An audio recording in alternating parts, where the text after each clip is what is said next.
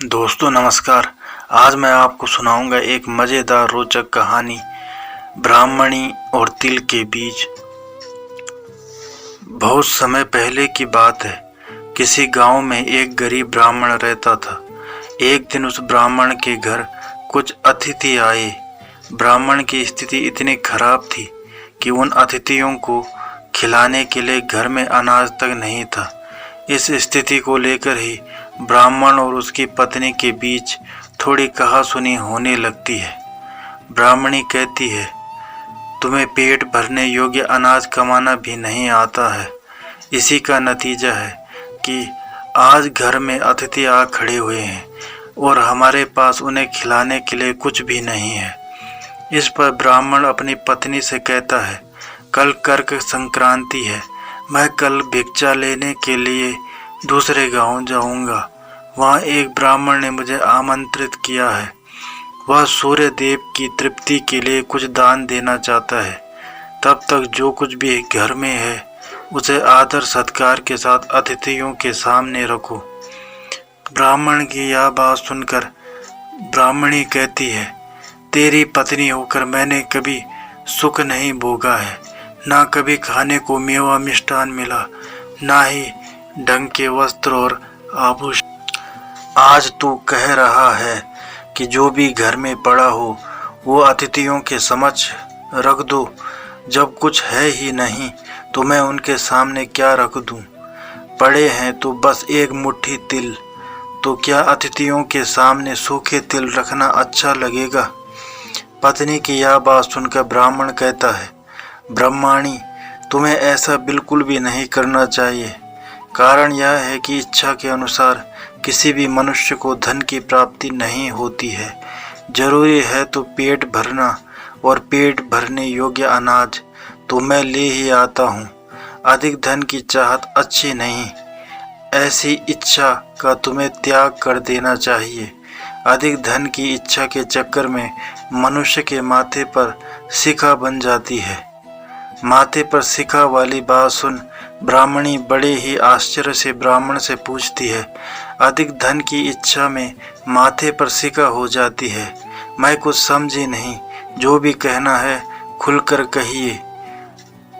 ब्राह्मणी के इस सवाल का जवाब देने के लिए ब्राह्मण अपनी पत्नी को शिकारी और गीदड़ की एक कहानी सुनाता है। ब्राह्मण कथा की शुरुआत करता है। एक दिन एक शिकारी जंगल में शिकार की खोज कर रहा था। जंगल में कुछ दूर आगे बढ़ने के बाद शिकारी को एक काले रंग का पहाड़ जैसा विशाल सूअर दिखाई देता है। सूअर को देखते ही शिकारी अपना धनुष उठा लेता है और कमान खींचते हुए सूअर पर निशाना लगा देता है। कमान से निकला हुआ तीर तीव्र गति से सूअर को घायल कर देता है। घायल होने पर सूअर चिंगाड़ता हुआ शिकारी पर पलटवार कर देता है। सूअर के तीखे दांतों से शिकारी का पेट फट जाता है। इस तरह शिकार और शिकारी दोनों का ही अंत हो जाता है। इसी बीच खाने की तलाश में भटकता हुआ एक भूखा गीदड़ वहां से होकर गुजरता है, जहां शिकारी और सूअर का शव पड़ा हुआ था।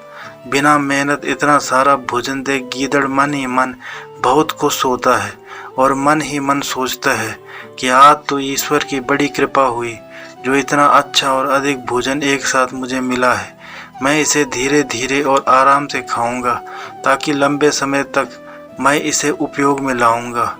इस तरह मैं इस भोजन के साथ लंबे समय तक अपनी भूख को शांत रख पाऊंगा। इन सभी बातों पर विचार करते हुए गीदड़ सबसे पहले छोटी छोटी चीज़ों को खाना शुरू करता है। तभी उसे शिकारी के मृत शरीर के पास धनुष पड़ा दिखता है। गीदड़ के मन में पहले उसे ही खाने का विचार आता है और वह धनुष पर चढ़ी डोर को चबाने लगता है। गीदड़ के चबाने से धनुष पर चढ़ी डोर टूट जाती है और डोर के टूटने से धनुष का एक सिरा बेग के साथ गीदड़ के माथे को भेदता हुआ ऊपर निकल आता है। गीदड़ के माथे को भेद कर धनुष का जो सिरा गीदड़ के सिर पर निकल आता है, वह ऐसा प्रतीत होता है मानो गीदड़ के माथे पर शिखा निकल आई हो। घायल होने के कारण कुछ देर बाद गीदड़ की भी मौत हो जाती है। इतना कहते हुए ब्राह्मण कहता है, ब्राह्मणी, इसलिए मैं कहता हूँ कि जरूरत से अधिक लोभ से माथे पर सिका आ जाती है। यह कथा सुनने के बाद ब्राह्मणी कहती है, ठीक है, अगर ऐसी ही बात है तो घर में जो मुट्ठी भर तिल पड़े हैं उन्हीं को मैं अतिथियों को खिला देती हूँ। ब्राह्मणी की यह बात सुनकर ब्राह्मण संतुष्ट होता है और भिक्षा मांगने के लिए घर से बाहर निकल जाता है। वहीं ब्राह्मणी भी घर में पड़े तिल को धूप में सुखाने के लिए फैला देती है। तभी कहीं से एक कुत्ता आ जाता है और उन साफ तिलों पर पेशाब कर देता है, जिससे सभी तिल खराब हो जाते हैं।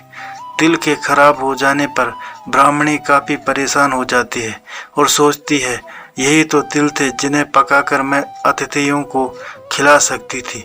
अब मैं क्या करूं? काफी देर सोचने के बाद ब्राह्मणी को एक तरीका सूझा।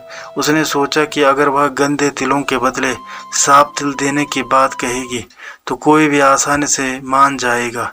साथ ही किसी को भी इन तिलों के खराब होने की बात पता नहीं चलेगी। इस विचार के साथ वह उन तिलों को लेकर घर घर घूमने लगी। ब्राह्मणी की यह बात सुनकर एक महिला वह तिल लेने के लिए तैयार हो गई, लेकिन उस महिला का पुत्र अर्थशास्त्र पढ़ा हुआ था। उसने अपनी माँ से कहा कि इन तिलों में जरूर कोई न कोई खोट होगी, वरना कौन साफ सुथरे तिलों को गंदे तिलों के बदले देने के लिए तैयार होगा। पुत्र की यह बात सुनकर महिला ने ब्राह्मणी के तिलों को लेने से मना कर दिया। कहानी से सीख, पास जो भी होता है हमें उसी में सुखी रहना चाहिए। किसी के पास ज़्यादा चीज़ देकर दुखी नहीं होना चाहिए।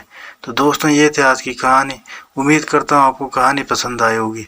अगर आपको कहानी पसंद आए तो चैनल को सब्सक्राइब करें, बेल आइकन को प्रेस करके ऑल पर क्लिक करें, वीडियो को लाइक तथा शेयर करें और हमें सपोर्ट करें। धन्यवाद।